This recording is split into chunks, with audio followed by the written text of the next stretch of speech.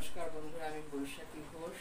আজকের আমার মেনু হচ্ছে হোয়াইট চিকেন আর রাইস। তো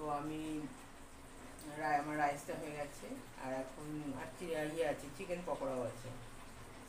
এবার আমি আপনাদের দেখাচ্ছি চিকেনটা।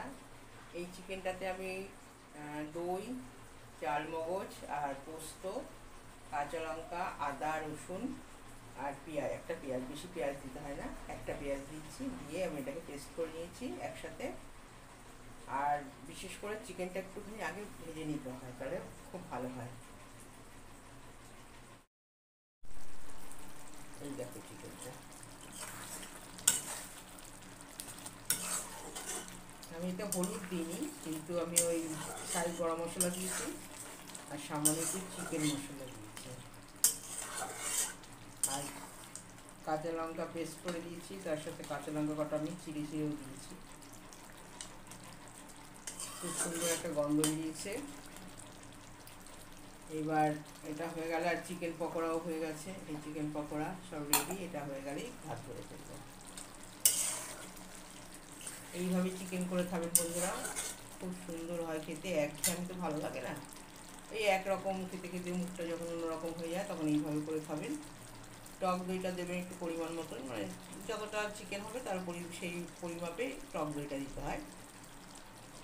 আর চালমগজ আর পোস্ত দিয়েছি, দিয়ে একসঙ্গে সব পেস্ট করে নিয়েছি। কাঁচা লঙ্কা, রান্নাটা আমি পুরো কাঁচা লঙ্কাই করেছি। এবার এটা নামিয়ে নেব। এই দেখো আমার তৈরি হয়ে গেছে, আমি বাটিতে নামিয়েও ফেলেছি। এবার আমি খাবারটা ভাত দিয়ে ফেলেছি, আর হচ্ছে মাছের ঝাল আছে, ডালটা গরম করছি, উচ্ছে ভাজা। দেখো কত সুন্দর হয়েছে দেখতে, দারুণ হয় এটা খেতে। এটা করে খাবে বন্ধুরা বাড়িতে, খুব ভালো লাগে। আমাদের তো খুব ভালো লাগে, নিশ্চয়ই তোমাদেরও ভালো লাগবে।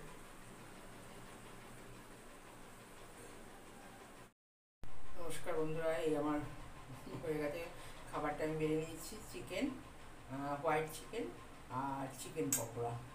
এই কটা চিকেন পকোড়া করে ফেলেছি আর হোয়াইট চিকেন।